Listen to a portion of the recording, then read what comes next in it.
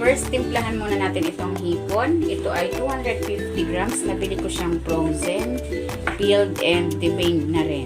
Ayan. And then, lagyan natin ng asin, paminta, lagay tayo ng garlic powder, lagay din tayong paprika, and then cornstarch. I-mix muna natin.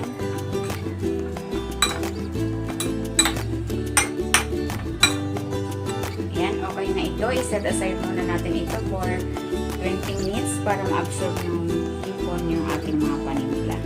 Next, i-blanch naman natin itong mga gulay. Ayan, meron akong boiling water dyan. Maglagay muna tayo ng asin. While waiting, kung hindi ka pa nakapag-subscribe sa aking channel, please subscribe at pindutin mo na rin ang notification bell para lagi kang updated sa ating latest recipes. And then, ilagay na natin itong cauliflower.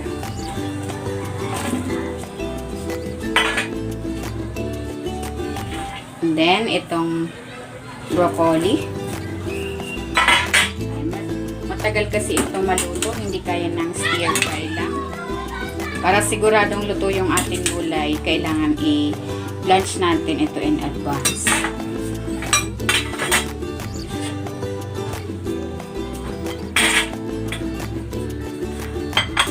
Then, ilagay natin itong carrots. At ang ating chicharon.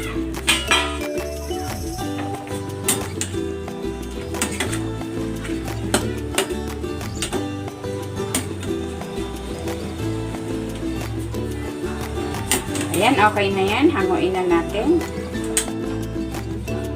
Saglit lang.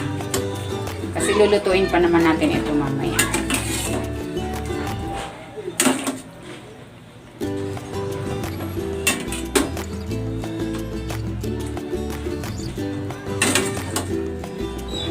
Ayan. Set aside muna natin ito.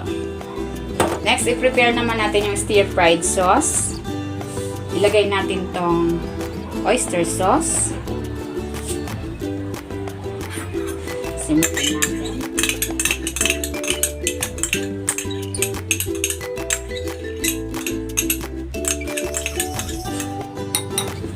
Toyo. Maglagay tayo ng asin. Paminta. Ayan. Para mamaya ibubuhos na lang natin. And then, asukal, cornstarch. Ito yung magpapalapot sa ating sauce.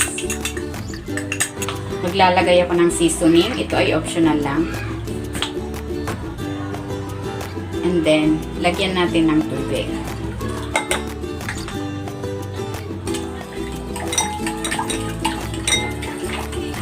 Haluin lang natin hanggang sa ma-dissolve yung ating mga ingredients.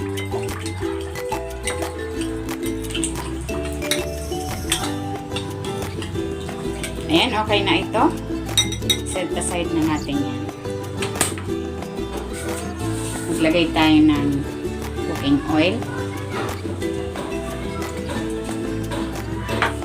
Ayan, lulutuin natin bahagya itong ating hipon.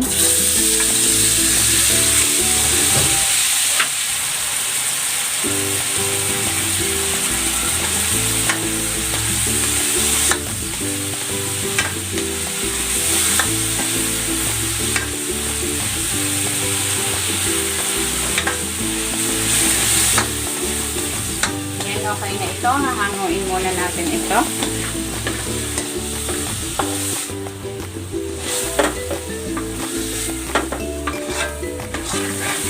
And the same pan, igisa natin ang bawang at ang luya. Ayan, igisa natin.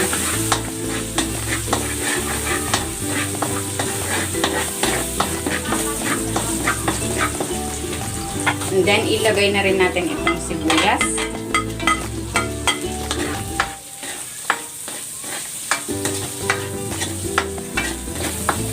And then, ilagay na rin natin ang red and green bell pepper. Para mag-isa din. Kakaiba kasi ang aroma ng bell pepper pag nag-iisa.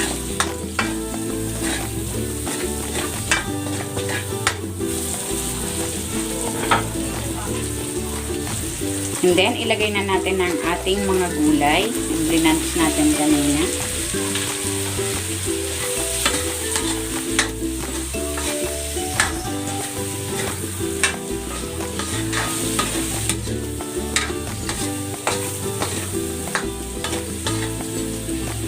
And then, ibuhos na natin dito yung ating ginawang sauce.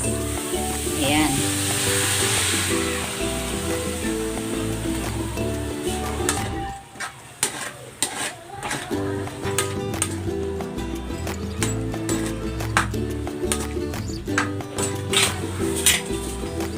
And then, ilagay na natin yung hipon.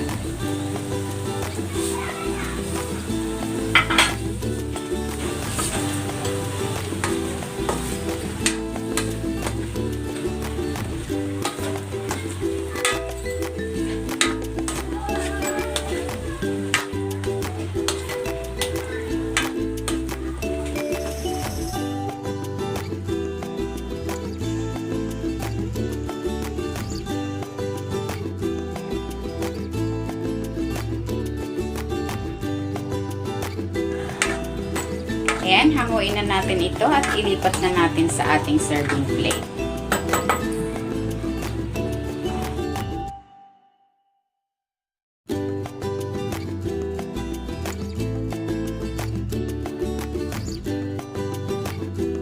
Ito na, ready na ang ating shrimp and vegetable stir fry.